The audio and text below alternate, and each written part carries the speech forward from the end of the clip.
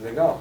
Bom, eu queria fazer uma, não é? E a que me chamou muito a atenção foi fazer a referência a IT como sendo um dos, como é que a gente poderia dizer? Uma daquelas fontes a partir das quais a educação anarquista bebeu e se consolidou.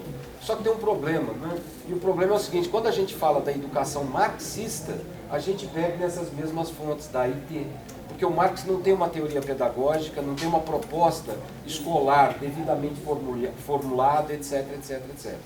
Então, sem entrar no debate sobre quem protagonizou a IT, né? Sem entrar nessa discussão, eu queria só que você deixasse bastante claro a diferença de uma educação marxista, porque nós dissemos assim: a educação marxista é integral, né? A educação marxista é omnilateral, né? Ela é, nos termos em que, naqueles próprios documentos da IT, ela é educação tecnológica de teoria e prática, né? Então veja que tem uma similaridade muito grande sob o ponto de vista dos princípios, não é? Mas aí, esses princípios se consolidaram historicamente a partir de propostas efetivas. Por exemplo, o Gramsci tem uma proposta de escola unitária. Só que há uma pequena diferença, grande diferença, que é o seguinte: enquanto o anarquismo advoga a autogestão pedagógica, econômica e política, o Gramsci diz: essa escola tem que ser estatal, portanto pública, gratuita e etc, etc, etc. É por aí a diferença entre uma educação marxista e uma educação anarquista? Eu quero fazer uma que vai encontrar com a sua. Deixa eu só passar primeiro, pode ser. Boa noite, meu nome é João. Eu queria que você falasse mais alguma coisa, se você tem informações, fontes, alguma coisa da Louise Michel, que é uma pedagoga anarquista que lutou na Comuna de Paris. Tá? E só um adendo das informações que você pôs sobre o primeiro congresso da IT. É um tema de estudo meu. Aquela proposta ela é específica do Varlin, tá? um operário francês, e ela era minoritária nos primeiros congressos, e ela vai ganhando força. Tá? Nos primeiros congressos, a ideia majoritária era que a educação, para fugir da educação burguesa, era que ela fosse feita pela família dos operários.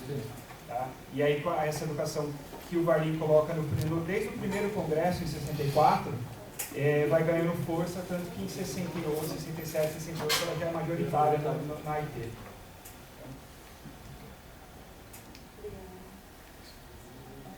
Uma coisa que eu queria pedir um comentário, uma provocação a respeito de um negócio que você falou e que o professor Marcos falou também. No momento que vocês tocam sobre educação integral, vocês falam tecnológica, intelectual, porque nós não somos seres partidos, foi o que você disse, nós somos seres integrais. Então, eu penso o seguinte: eu tenho por muito cara a educação física e a maneira que ela é feita é atroz completamente, e eu fico pensando, será que essa educação integral não seria uma coisa mais de uma educação realmente física das pessoas, no sentido de força, esporte, etc., entende? E não só uma questão de mão, né? E, afinal de contas, nós somos seres integrais. Só mais uma? Eu não sei se formular uma primeira pergunta, mas vamos lá. Sobre a Bolsa de Trabalho, eu não entendi. A Bolsa de Trabalho. Como que é? Mas eu quero fazer minha parte. Eu só não consegui formular, mas ele vai entender o que eu quero dizer. Pode falar. Eu perdi o nome da referência ali, que é uma moça que é da pedagogia, a mulher pedagoga, a mulher educadora. Madeleine Vernet. E daí tem umas equivocações com ela, em relação a ela. Eu queria entender o porquê, eu queria saber qual era a proposta dela. Eu tô por fora disso. Sim. Vixe. E sobretudo também, dentro da escola moderna, entender... Eu vi que daí tem as aulas, né? E nas fotos eu vi que tinha... Você falava de corte e costura, era designado ao gênero mulher, ou não, era sempre uma mistura? Como que fica esse recorte de gênero mesmo? Sim. Pessoal. Nós estamos comprando a passagem para sexta-feira que vem. Provavelmente. Olha, eu vou tentar ser objetivo sem perder a discussão específica, né? Assim, cada... Vamos lá. A IT, que é o mais espinhoso assim, e que apareceu também o João, né, falou, e o Marcos. Sim, a discussão, uma das discussões dentro da IT era que, e da classe operária, primeiro, não existe, não vou entrar aqui em tinha hegemonia na IT, porque nem isso. O fato que a gente tem que constatar é que existiam correntes diferentes. Na IT nem se dizia anarquistas, eram federalistas e mutualistas, né? Que depois foi dar o que se chama hoje anarquistas, né? Uma corrente, são correntes específicas, não se autotitulavam anarquistas, né? Mas se consideravam socialistas anti-autoritários. Bom, aí você imagina que tem um socialismo autoritário em oposição, né? Então, dentro da IT, não era simples. Imagina um congresso operário nesse período com diferentes visões, tá? Ele devia ser uma porrada só, né? O Bakunin saía bem, porque ele tinha 2 metros de altura, era desse tamanho. Mas era um embate constante. Essa perspectiva de educação dentro de casa, acho que é importante, mas quer dizer, há uma ideia de se contrapor à educação estatal, inclusive a educação religiosa e a educação republicana, que estava sendo ainda construída, foi implementada uns anos depois, né, umas décadas depois, na França, especificamente. Então, se imaginava que uma educação em casa seria mais... aí o Varlan e o Porroban, outros que acabaram ganhando aí, né, porque também o Congresso Operário é isso, né, as opiniões minoritárias e as majoritárias. Em outros pontos, os anarquistas perderam feio, e em certos congressos teve, você avança um ponto, volta no outro, o congresso é assim. Eles entendiam que a educação devia ser coletiva, a educação devia ser, e aí pública, que é diferente de estatal. Sim. Então assim, os anarquistas acreditavam que a educação devia ser pública, feita pela própria comunidade interessada naquela perspectiva educativa. Então sim, ela seria pública. Tanto que num dos congressos eles falam que não existe educação gratuita. Isso, lógico, não cai do céu.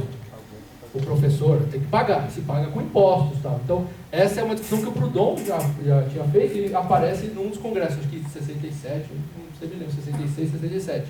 Aparece nesse congresso. Estão falando, é um absurdo a gente pedir uma educação pública, entendendo como sinônimo de estatal, porque nós não queremos o Estado interferindo na nossa educação, também não queremos fazer em casa. Porque aí vira outra responsabilidade para a classe trabalhadora, para as famílias trabalhadoras, que também tem uma questão de tempo, né? Não tinha condição material de ter educação em casa, né? Tanto que hoje tem um movimento de desescolarização, né? Ou de homeschooling, que também é quem não trabalha 8 horas por dia, que pode ficar com os filhos em casa, né? E também não é simples. Imagina a jornada de trabalho dele. Então, sim, teve essa discussão que teve avanços e retrocessos. Inclusive, no Congresso Operário aqui do Brasil, o primeiro congresso falou assim, vamos fundar escolas. Acho que da IT também teve isso, fundem as escolas. Aí passou um tempo e falaram, não dá para fundar escola, é muito caro. Então, ao invés de fundar escolas, vamos começar cursos noturnos nos sindicatos, bibliotecas, centros de cultura social, o que são estruturas mais baratas, que não necessitam necessariamente de muito material pedagógico, por exemplo. Bom, isso, não sei se outra coisa do Luiz Michel já falo. E sobre a questão da diferença, da sua pergunta já está a resposta. É essencialmente política a questão, porque se for ver em termos de princípios, as duas estão ali mesmo, porque a origem do socialismo marxista ou do socialismo libertário na IT. Na IT. As suas ideias mestras estão colocadas ali, né? Inclusive suas práticas também estão colocadas lá, né? As práticas libertárias dentro da IT e a prática dos marxistas dentro da IT. Sociais-democratas, das diferentes correntes. Então, a origem é a mesma, só que como você falou, na sua pergunta já está a resposta. Os anarquistas não admitem educação estatal. Então eles vão fundar... E aí é difícil, porque eles dizem... Inclusive eles acreditam nisso, que a educação libertária, a educação livre só é possível numa sociedade livre. Só que eles não abdicam de fazer hoje mesmo, dentro do sistema capitalista, as experiências que vão pressionar e vão colaborar para que a revolução social se realize, para você aí plenamente ter educação libertária para todos. Um corte importante é que, apesar das escolas serem privadas, no sentido, não eram estatais, as escolas anarquistas todas eram feitas. O sindicato é uma entidade privada, não é uma entidade pública, estatal. Então, bom, depende, né? Depende do sindicato. Mas, mas se você pensar público diferente de estatal, aí já está uma grande diferença. Os marxistas, historicamente, inclusive aqui no Brasil, quando chega aqui os socialistas, pedem educação estatal. Universalização do ensino público mantido pelo Estado. Até hoje é pauta da esquerda. Educação pública, gratuita e de qualidade. Bom, as 3 bandeiras que de qualidade a educação feita pelo Estado, pelo capital, nunca vai ser de qualidade, pelo menos na perspectiva da classe trabalhadora. Então é uma ilusão. Pedir escola pública como sinônimo de estatal também parece equívoco, né? E outra, o que é? Gratuita, não existe gratuidade. Porque quem paga? A gente paga com imposto. Então, em vez de eu pagar imposto para a escola, por que eu não dou para vocês aqui em Sorocaba fundarem uma escola anarquista aqui? Então, e aí vem a discussão da autogestão, da autossustentabilidade de um projeto político, né? Um projeto educativo, de um sindicato que está por fora da estrutura estatal. Pensa o sindicato hoje. Como você faz o sindicato sem imposto sindical? Não faz, tanto que quem é contra o imposto sindical hoje, no seu jornaizinho, na concretude, não é. Ele usa o imposto sindical, né? Então tem um pouco dessa discussão. A da Louise Michel, eu vou falar aqui rapidinho, mostrar aqui a imagem dela. A Louise Michel, ela era professora antes da Comuna. Então, professora da escola pública lá. Só que quando teve a Comuna de Paris, ela falou, não, eu não vou ser professora, eu vou pegar em armas. Ela estava vestida de uniforme militar aqui, masculino. A mulher não podia ir nem nas colunas revolucionárias, era um pouco, ainda nessa época, complicado uma mulher ir para o front. Ela foi para o front. Então ela não teve uma atuação muito expressiva e presente nos comitês de educação durante a Comuna. Ela foi para a batalha. Claro que o pensamento dela influenciou, ela escreveu sobre isso e tal, mas ela não estava cotidianamente. E aí é mais complicado ainda. Eu vou colocar o outro cara aqui. Esse cara sim, o Gustave Courbet, que é esse pintor aqui, famosíssimo, né? Eu não sei, realismo, né? Eu não sei qual que é a escola dele, que pintou o Proudhon, né? Esse aqui é o Proudhon, ele é muito amigo do Proudhon. Ele fez esse quadro do Proudhon com as filhas aqui estudando, os livros e tal. Fez outros quadros muito importantes também. Ele sim estava no comitê. O Varlan estava num comitê de educação também. Então, aí tinha um comitê, não sei central, mas um comitê para Paris, um comitê geral de educação, que na verdade fazia o mesmo papel do comitê de defesa proletária durante a greve. Cada bairro tinha o seu comitê de bairro, sobre todos os assuntos, e um de educação. Então, eles viam a demanda de cada bairro. Tinha bairro que, na verdade, não precisava de escola, precisava de um comedor, de um lugar onde as crianças pudessem comer, uma espécie de creche e ao mesmo tempo que as crianças se alimentassem. Então, na Comuna de Paris, cada bairro tinha autonomia de fazer o que quisesse, não tinha uma decisão central, de cima para baixo. Chegava lá a proposta para o comitê, eles avaliavam se era viável e tudo bem, faz. Então, tinha bairro que fez comedor, teve bairro que fez educação profissional, porque tinha muitos jovens desempregados que não estavam trabalhando, então fizeram uma oficina, escola-oficina. Então, era descentralizado. Essa é uma perspectiva legal da política e da estrutura política e social implementada durante a Comuna, que possibilitou isso. Então, falar de um projeto de educação da Comuna de Paris, não existe um projeto, existem milhares de projetos. Cada bairro, cada região tinha um projeto específico. E o comitê só fazia aceitar isso, sistematizar e potencializar ou tentar viabilizar isso de alguma maneira. A gente precisa de professor para crianças, infantil. Então, lá no outro bairro, como o camarada tal, em outro bairro, tem gente lá que pode vir para cá e fazer isso. Então, atender as demandas locais. Isso é muito anarquista. Isso é muito...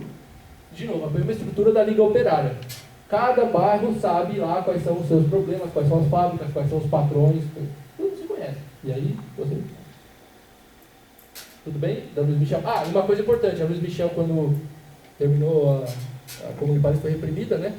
Pelo governo francês e alemão, que estavam em guerra, e aí pararam a guerra para reprimir os operários, né, da Comuna de Paris, aliás, depois voltaram a guerrear.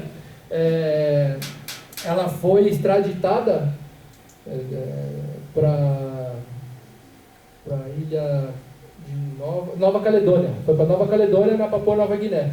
E lá ela encontrou os povos originários de lá, que eram os Kanaks. E aí ela escreveu contos, por exemplo, ela recolheu as histórias dos Kanaks, escreveu livros sobre os contos, mitos Kanaks.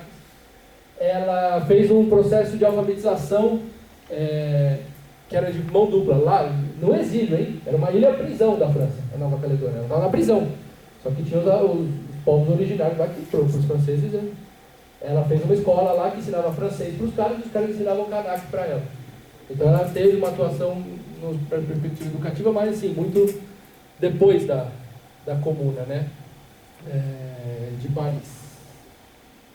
E bolsa de trabalho, não assim, difícil explicar ela assim em pouco tempo, mas como é que seria assim, na França, o governo certo republicano, talvez republicano com R maiúsculo, podemos dizer, diferente daqui do Brasil, tratou as questões sociais de uma maneira diferente. Então eles fizeram uma lei, em alguns momentos, né, claro, fizeram uma lei que possibilitava dar recurso para os sindicatos terem um espaço. Então a Bolsa de Trabalho, a princípio, era uma lei que destinava recurso para entidades sindicais fazerem um espaço físico, para se reunirem, para terem sua sede. Só que aí os sindicalistas revolucionários anarquistas pegaram isso e falaram, bom, só que a gente quer autonomia de gestão desse dinheiro. E o governo falou, tá. Aí eles fizeram a Bolsa de Trabalho se tornar uma perspectiva revolucionária. Seria como se a gente pegasse o Palácio do Trabalhador ali da Força Sindical, da Liberdade, ou qualquer sede gigante da CUT, e fizesse um espaço revolucionário da classe trabalhadora de fato, com o dinheiro do Estado. Que é nosso, né? O dinheiro do Estado. Pronto. E eles fizeram, tem uma experiência específica. Né? O Fernand Pelloutier, que é aquele cara que eu mostrei aqui, eu acho que se você procurar por ele, aqui, Fernand Pelloutier, por esse nome, opa, você acha bastante coisa. Ele, podemos dizer, escreveu um livro sobre a história da Bolsa de Trabalho. E morreu jovem também, né? Ele era anarquista. Tem um texto dele sobre escola libertária também, então ele fala como que na Bolsa de Trabalho eles podiam fazer educação anarquista. Ele tem uma proposta, tá? As bolsas de... Esse é só para adultos, tá? Então não é para crianças, não é educação infantil, isso é educação para jovens e adultos, trabalhadores. Já. Educação física. Não vamos esquecer, eu vou estar com o tempo, porque acho que a gente tem que conversar. Senão eu vou ficar nervoso, se eu vou ficar nervoso também, deixa. Depois eu vejo o que eu faço. Né, já estou aqui. Tá bom. Depois pode bar, falafel, né? Você falou? Sobre o que eu ia falar? Desculpa, que eu me perdi. Educação física. Educação física, isso. Sem quiz, vou mostrar para você. Ó. Educação física aqui, a gente vai falar de sem quiz. Aqui. Isso aqui é educação física. Ginástica. Está escrito aqui, ó, lição de ginástica. E a escola moderna também tinha. Mas no orfanato de Seipuí isso era mais forte. Eu não sei se eu vou... Esse é uma... Bom. A educação integral era intelectual e manual, mas não era só para o trabalho. Então, isso que você perguntou, acho que faz sentido, né? Eu talvez não tenha deixado isso claro. A educação física, a educação do corpo estava presente na ginástica, em saídas de campo. Então, por uma questão de higiene e saúde também. Porque as crianças eram, imagina, um orfanato, crianças órfãs, mais desgraçadas da sociedade, aí no orfanato de Seipuí, vivendo uma experiência anarquista. Tinham doenças, tinham vários problemas de saúde, problemas de alimentação, que já vinham com esses problemas. E aí lá o Porroban imaginava que, primeiro, tinha que ter uma boa alimentação. Lá era comida vegetariana. A comida era 100% vegetariana. Porroban era vegetariano. Então. Segundo, sair ao ar livre. Isso fazia com que as crianças tivessem mais saúde. Diferente de ficar enclausurado 8 horas numa sala, insalubre, fechada, todo mundo respirando junto. Né? Vamos para o campo. Então, várias aulas, não só de ginástica, mas aulas normais, como a aula de Larouche, a molecada com livro ao ar livre. Então, estudava fora da sala de aula. Aqui, ó. a molecada correndo aqui. Essa foto aqui, ó. Aqui não dá pra ver, mas a molecada tá com livro, todo mundo sentadinho lendo livro, ou escrevendo, não sei. Então, ao ar livre, uma coisa de saúde. Ao mesmo tempo, você se movimenta fisicamente, você não fica sentado assim, que nem vocês estão aqui, né? Que é essa estrutura da escola tradicional prussiana, né? Todo mundo sentado olhando para uma pessoa falar. Você sai dessa lógica. Segundo, o orfanato de Sempuí, dois causos legais para contar, que aí eu não sei se vai te responder, mas são causos que talvez dialoguem com isso. Um, a molecada queria conhecer o mar, que eles não conheciam. Filho de família pobre, numa região central da França, não conheciam. Não, vamos conhecer o mar. Vamos conhecer o mar. Fizeram uma excursão de 16 dias a pé. Com todas as crianças da escola. Saíram do orfanato de Sempuí e foram para o mar, para a praia. Eles tinham uma banda, aí não tem a foto da banda. Eles tinham uma banda marcial, eles iam em cada cidade, faziam show, tocavam e tentavam juntar dinheiro, ganhar hospedagem. Era uma coisa meio nômade, bem assim. Meio circo e tal. E eles tinham barracas, tudo. Se chegava na cidade, o prefeito era de esquerda, socialista, republicano, maçom, qualquer coisa, ele recebia bem. Dava hospedagem e tal. Ou se tivesse um sindicato, um companheiro anarquista, recebia a criançada, alimentava tudo. Mas chegava numa cidade, que eles chegavam em cidade, católicas, reacionárias. Eles eram expulsos. Eles não podiam dormir lá, então eles iam para a floresta e acampavam na floresta, passavam a noite na floresta, depois seguia a viagem para outra cidade. Nisso, não é só um passeio que nem aqui faz na escola, né? Vamos no Hopi Hari. A molecada, vamos no Hopi Hari, é um passeio da escola. Não. Eles iam com instrumentos, bússola, instrumentos de medição de... Como é que é aquele negócio que geógrafo usa para... Teodoro. Isso. Instrumentos que o Porroban adquiriu para a escola. Então, era saída de campo, mas não era um passeio, era uma saída pedagógica.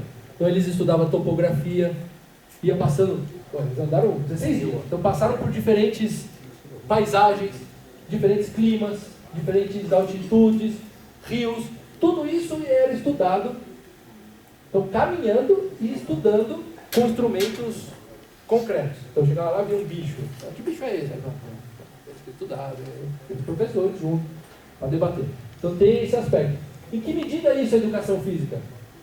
Em que medida isso é biologia e geografia? Em nenhuma medida, isso é outra coisa. Isso é tudo isso junto.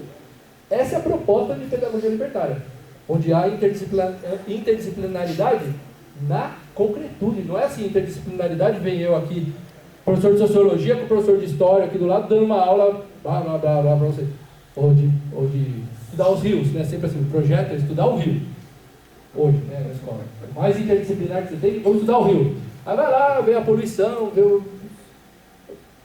é uma interdisciplinaridade fake. Aí no caso não, é interdisciplinaridade necessária para fazer a viagem para uma coisa concreta, que é sobreviver na floresta. Saber dos bichos, saber fazer fogueira, essas coisas de escoteiro, tudo, eles tinham que saber disso tudo. Chegaram na praia. A molecada pirou, queria ficar um dia, só ficaram uns 3 dias lá na praia, acampado na praia. A tenda deles, a barraca estava escrito orfanato Prevost de Sempuí e tal, era uma coisa oposta assim. Ficaram lá, brincaram, fizeram tudo, continuaram estudando na praia, conheceram o mar, voltaram. Mais 16 dias a pé. Voltaram.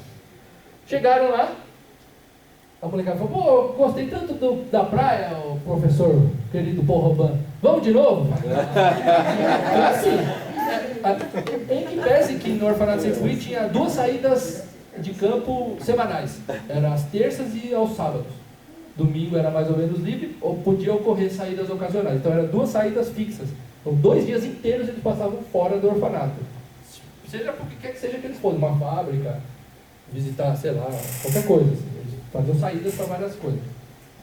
Além do que o espaço era um espaço também arborizado. Então. Imagina, a França na época não era tão... Era interior da França, não tinha tanta cidade, tanta construção. Então a molecada falou, vamos para a praia. Não dá para ir para a praia. Qual a solução que eles arrumaram e discutiram na Assembleia? Vamos construir uma piscina. Construir uma piscina aqui para a gente. Então, como que vai construir uma piscina? Construindo. Vamos estudar. Aí a molecada e os professores começaram a estudar o quê? a estrutura da terra lá, como que dava para cavar. Como que cavava? Qual a profundidade? Não tinha, na época não existia cloro, né? Aquela coisa que você, na piscina, na casa, joga cloro, está pronto a água, né? Não, eles tinham que estudar química para saber a salinização da água, para a água não apodrecer. Então eles estudavam a salinização. Fizeram tudo isso, os professores, o Paul Robin e a molecada, todo mundo com a mão na massa, construíram uma piscina dentro do orfanato. Sem pedir um tostão para o Estado, porque o orfanato era público. Não pediram um tostão, fizeram com as próprias mãos. O que decorreu dali? A molecada podia se divertir, mas podiam aprender o quê? A nadar. É educação física? Mas é mais que educação física, é construir uma piscina. Vocês entendem? Então, assim, é meio radical essa coisa, mas é assim. Mas é assim. O livro do a história do Paul Robin, eu não coloquei as referências, mas vocês podem pegar no livro do Gabriel Giroux, que chama Sem Cuida. Orfanato Sem Cuida. Que foi um ex-aluno. Foi um órfão que passou por lá e depois de fechou em 1994, acho que uns 10 anos depois ele escreveu um livro sobre a experiência dele, com fotos, essas fotos todas estão nesse livro. Então, é que a gente não... Bom, olha que experiência pedagógica que não está nos bancos da faculdade de pedagogia. Tem outras coisas que são consideradas revolucionárias na educação, mas isso parece que, né, não é muito revolucionário. Madeleine Vernet e questão de gênero. A Madeleine Vernet era assim, ela era anarquista, mas uma mulher anarquista. E dentro do movimento, eu não conheço muito disso, alguma coisa assim. Dentro do próprio movimento anarquista tinha visões diferentes sobre educação.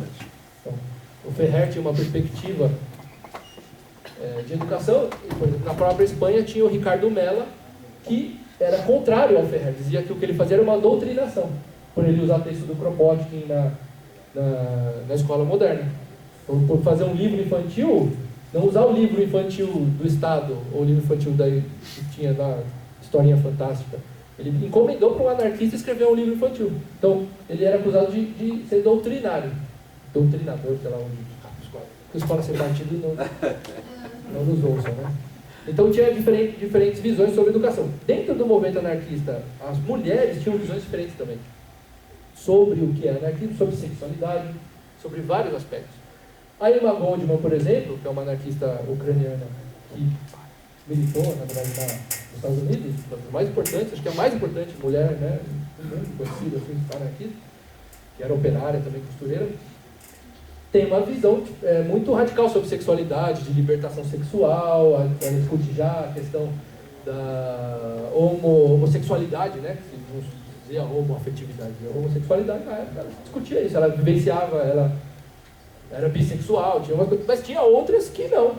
A Madeleine Vernet, por exemplo, era uma outra que não. Achava que a mulher tinha um papel, e era um papel exclusivo, feminino, que era a maternidade.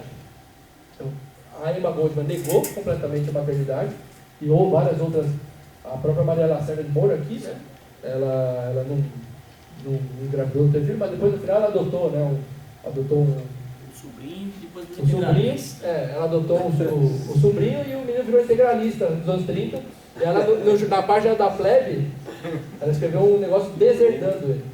Falou, você não é mais meu filho, né? Agora tem uma coisa errada, né? Um anarquista criando um filho, sei lá, um sobrinho que seja integralista. Rever os conceitos, talvez. Mas então, você entende? Tem diferentes visões sobre o papel da mulher também dentro da sociedade, em diferentes mulheres anarquistas, né?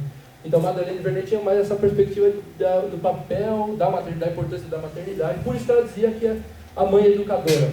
Ela trabalhava num orfanato, que era mantido pela CGT, pelo sindicato francês, sindicato revolucionário francês, fundado pelo Pelloutier, né? Então, pra vocês verem, então, essa galera toda se conhecia, era todo mundo meio do mesmo grupo, então, da mesma...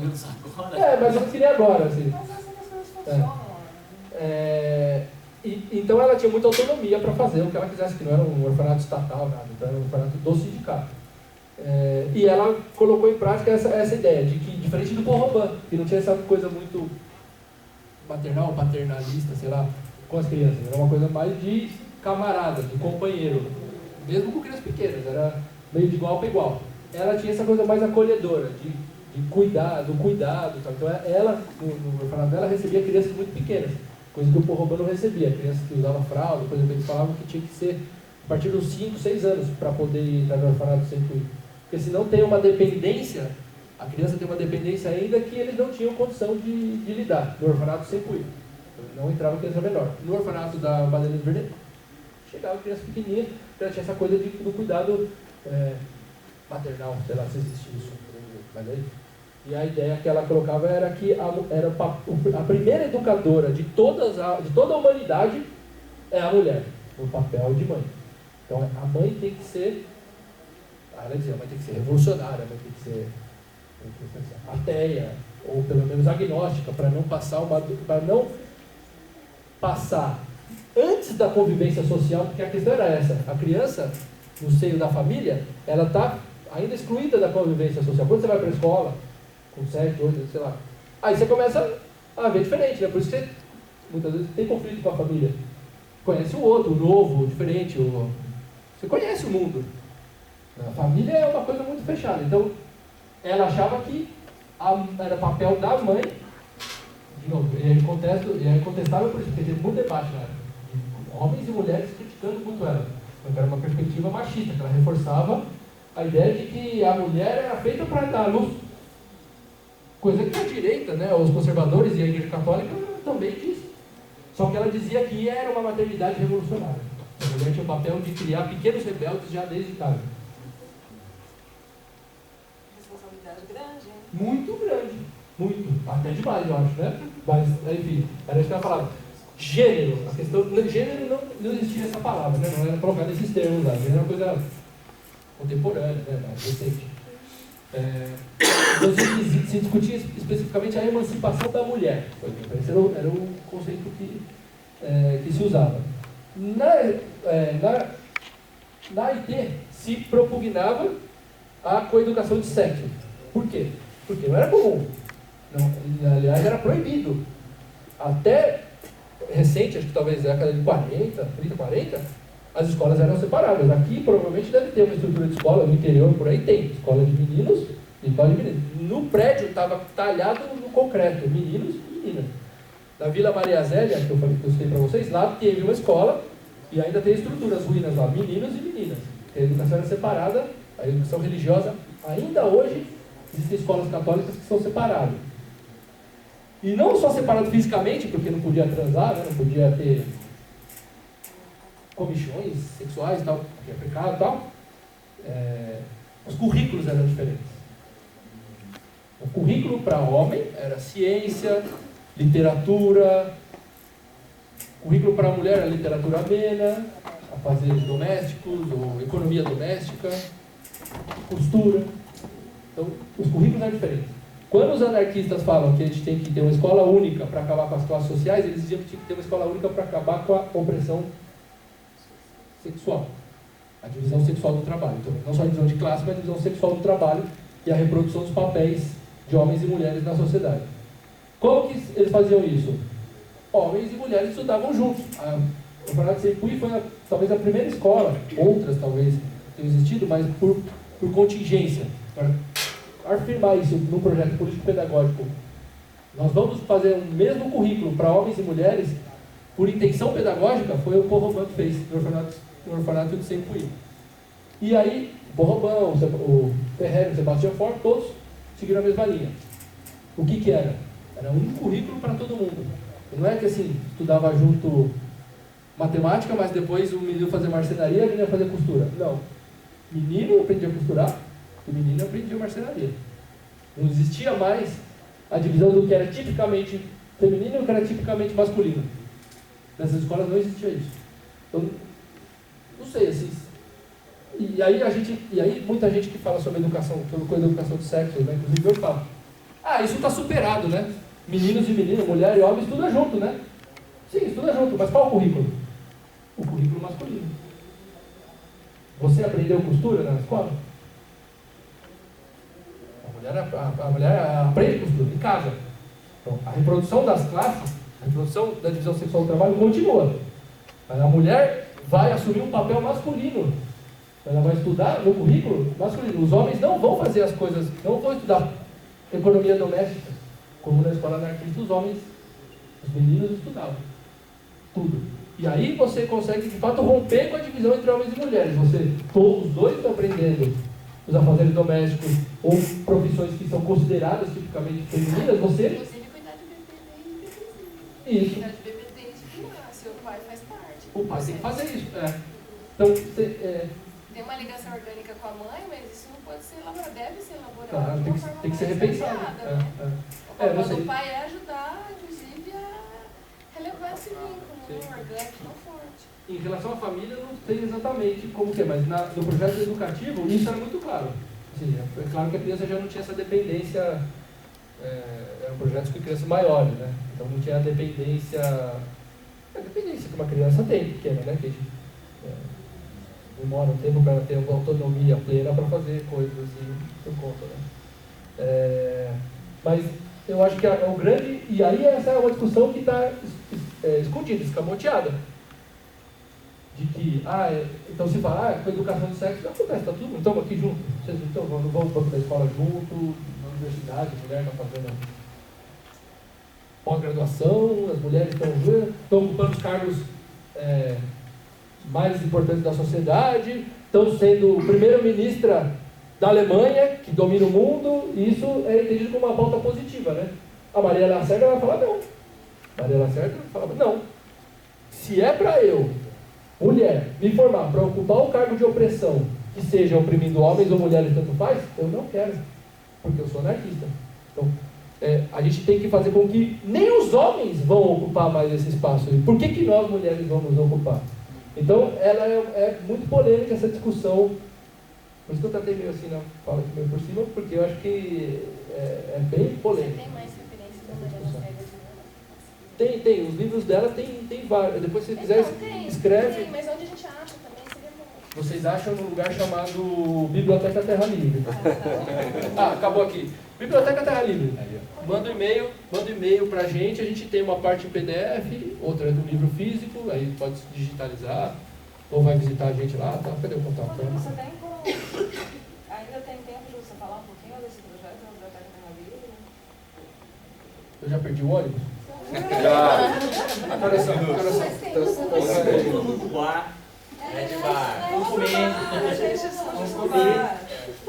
Olha o contato aqui, ó. Cadê? Aqui, ó, Biblioteca Terra Livre, gmail.com, ou a página tem no Facebook também e tal. É o e-mail aqui.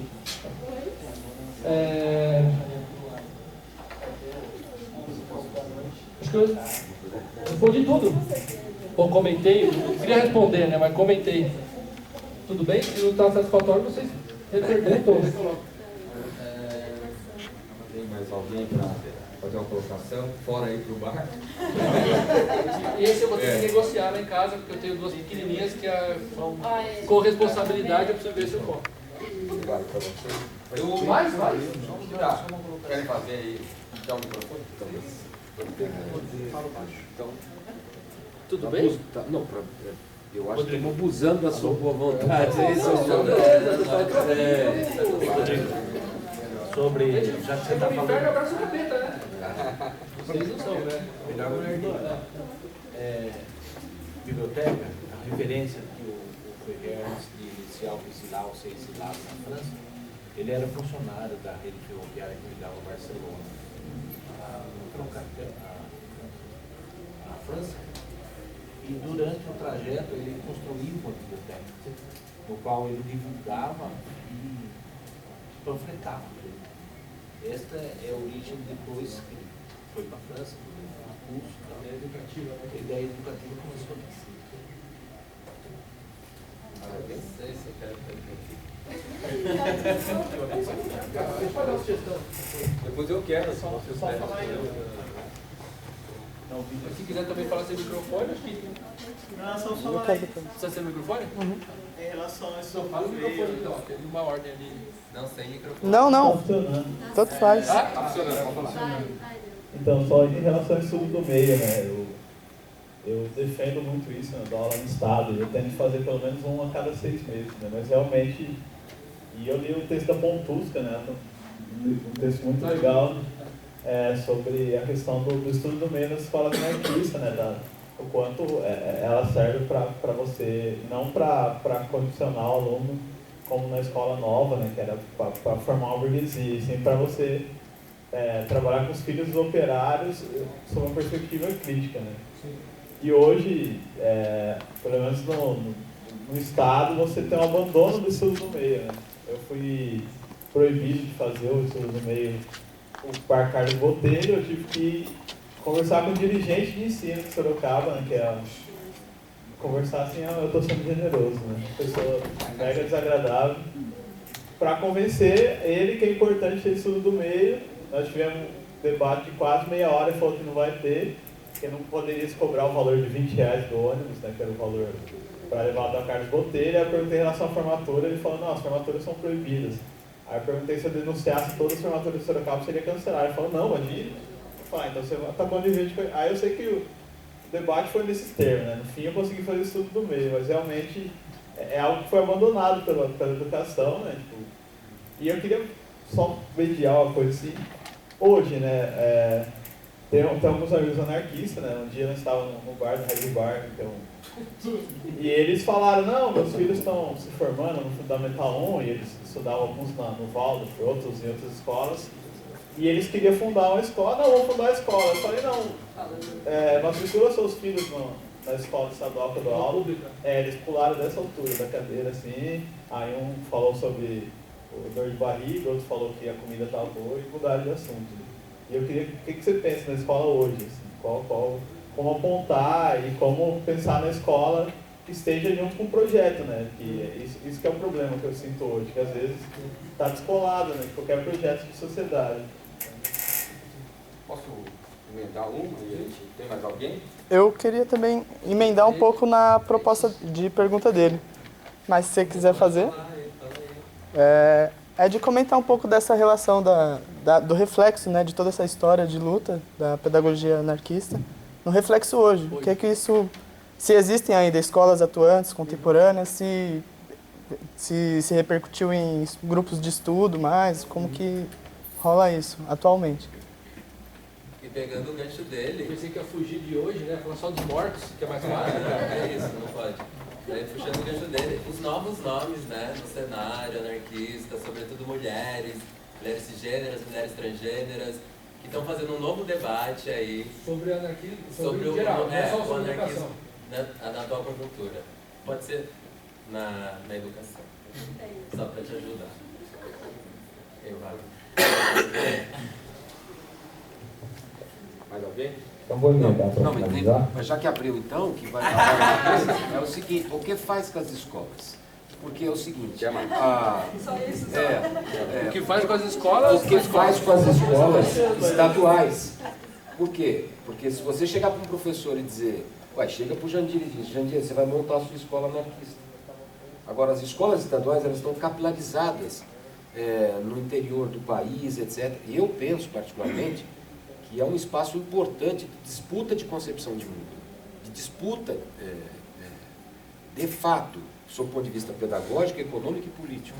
Então, a pergunta que, na verdade, estava por trás da minha pergunta é o que faz com as escolas estaduais? Né? É isso aí. Ocupa. Legal. Responde já. É isso. Ocupa. Ocupa, expropria igual você expropria uma fábrica. Legal. Faz uma gestão do grupo, daquele bairro, dos professores, acaba com diferença salarial. Como é que você acaba com o capitalismo? Ocupando fábrica, ocupando os meios de produção. E a escola hoje é um meio de reprodução social. Como é que você faz para acabar com esse meio de reprodução? A molecada secundarista fez. Se alguém entrou numa escola ocupada aqui, não sei se Sorocaba tal, mas... A escola que eu dei aula foi a primeira a ser ocupada, eu tomei assim de câncer. Mas as escolas que eu fui em São Paulo, a molecada implementou o quê? Autogestão, pô! Não tinha. Vocês, nós, professores, que somos a representação da instituição do Estado da opressão lá, mesmo sendo os mais legais possíveis, ainda somos, temos esse papel, saíram fora. Não, vamos lá dar curso. Os que apoiavam foram. Mas, assim, a instituição saiu, aí a molecada fez autogestão. Autogestão. Pedagógica, por quê? Os temas que eles queriam estudar, desculpa cortar você, já pá, pum. Essa pergunta foi pá, já pum. Os temas que eles não estudam, eles estudaram gênero, feminismo, história da perspectiva dos de baixo, o que eles quiseram fazer. Não tinha nenhum constrangimento, chamava, você tem um conhecimento, vai lá, oficina de qualquer coisa, de batuque, pode fazer qualquer coisa na escola, a partir da demanda deles. Isso é conhecimento, isso é educação. Educação não é um currículo vindo de cima para baixo que alguém determina o que você deve saber. E aprenderam. E aí você aprende aquilo que você quer. Tanto que, vocês sabem, né? Passaram pela escola e não aprenderam nada. Você só aprende o que... Depois você lembra, putz, eu preciso fazer uma conta aqui, porque agora você não sabe fazer aquela conta. Você vai ter que aprender porque você tem a necessidade. Fizeram autogestão pedagógica. Fizeram autogestão política, porque decidiam a assembleia, quem ia para se ia entrada livre ou não, portaria. Discussão política era toda em assembleia. E a autogestão, a gestão política entra também o quê? Todo mundo ia lavar banheiro, todo mundo ia cozinhar, todo mundo tinha rotatividade. Fim da divisão sexual do trabalho. Oi? Fim da divisão sexual do trabalho também, não era só mulher fazendo comida e menino jogando bola, não tinha isso. Então tudo que tinha de ruim na escola, claro, nem tudo, porque a gente ainda reproduz, tá? Foi alguns dias. Mas a maior parte do que tinha de ruim na escola eles conseguiram destruir. E tinha autogestão econômica, mas aí é o problema, né? Porque não tinha como ser para sempre. Porque o prédio era do Estado, ia ser retomado de uma maneira. Eles conseguiram doações para alimentos, para coisas assim. Mas aí tinha que pensar a forma de autossustentar um projeto desse, ocupar uma escola. Em Portugal teve uma experiência, que já não existe mais, que também foi desalojado pela polícia, de ocupação de uma escola. Inclusive chama escola, Espaço Coletivo Autogerido, alguma coisa assim. Espaço Coletivo Autogerido, eles mantiveram escola. Espaço Autogerido, Espaço Coletivo Autogerido. Funcionou durante um ano e meio por aí dessa maneira, igual a ocupação da molecada aqui, só que aí o Estado foi lá e retomou. A polícia foi, integração de posse e tomou.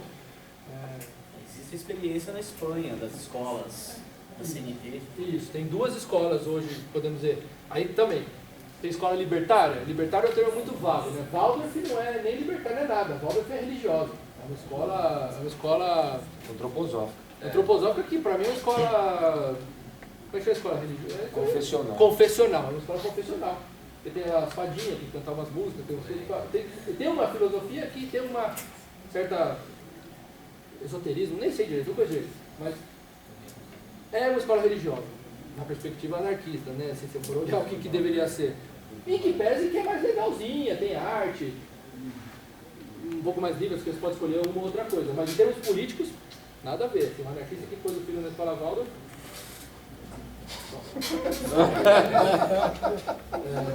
Ou não entendeu o que é a Waldorf, ou não entendeu o que é a anarquia. Ele pode admitir que eu não quero educação anarquista para o meu filho, eu quero uma educação antroposófica. Ok, mas é que nem se escolher, eu quero uma educação evangélica, uma educação, sei lá, esotérica, qualquer coisa assim. Wicca, pode fazer uma escola Wicca, vai lá, é uma escola Wicca, mas não é, enfim. Por que estava falando de Adalto? Porque eu gosto de falar mal da Valda. Você quer perguntar para ele? Vamos andar então, Rodrigo. Também acho que vai um pouco nessa uma provocação, né? Acho que a visão do Marx tem esse processo mais dialético, né? Do processo de disputa, uma visão marxista, né? Dialética, né? Então, a hegemonia e contra-hegemonia fazem parte desse mesmo. Mas aí, quem se debruçou a estudar a experiência das escolas anarquistas, em particular eu fiz isso no TCC, a gente vê um problema que eu acho que você citou, então acho que é um pouco, eu vou nessa linha, nessa provocação, para a gente pensar a questão do financiamento, né? As experiências são curtas não só pela condição de contestação política do Estado, mas porque elas também não se sustentam. Porque até você mostrou, é muito comum, né, aqueles panfletos das escolas tinham as mensalidades, né, ou tá ali pagamento antecipado, e as famílias operárias tinham muita dificuldade, né. Existiam as tentativas de coletiva, né, de fazerem pequenas festas, o bingo e tal, para arrecadação, mas isso quase sempre é suficiente. As experiências, por exemplo, de Sorocaba aqui, ela tem muito a ver com isso. Ela estava atrelada à escola de Campinas e ela vai, enfim, a escola noturna.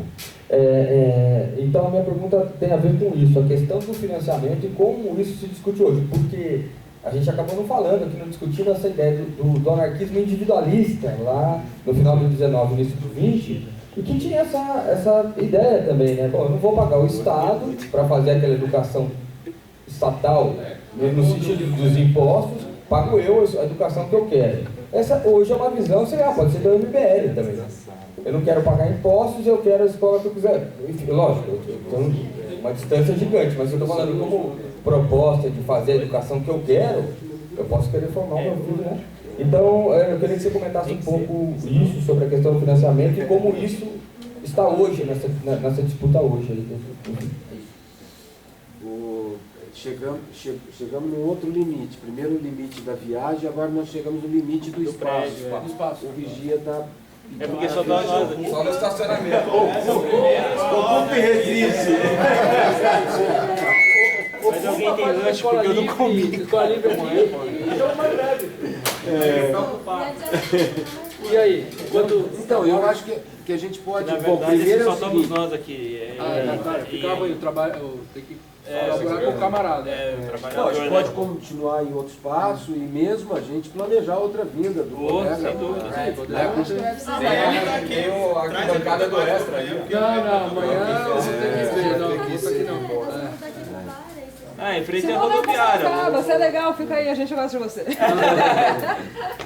que pôr as mesas no lugar lá, que senão o cara vai ficar puto. Mas eu queria só, nesse momento final, entregar para o Rodrigo, primeiro agradecer muito. Entregar para ele não só o certificado, mas um romance histórico escrito pela mãe do William, né, a tradutora, etc. E entregar um livro que, muito embora academicamente não seja tão bem avaliado, ele tem uma especificidade, porque a história dos movimentos sociais de Sorocaba, né, é contado pelos próprios movimentos. Então nós fizemos isso a partir de uma articulação com os movimentos sociais da cidade e a UFSCar, lá atrás, em 2011, 2012, e a partir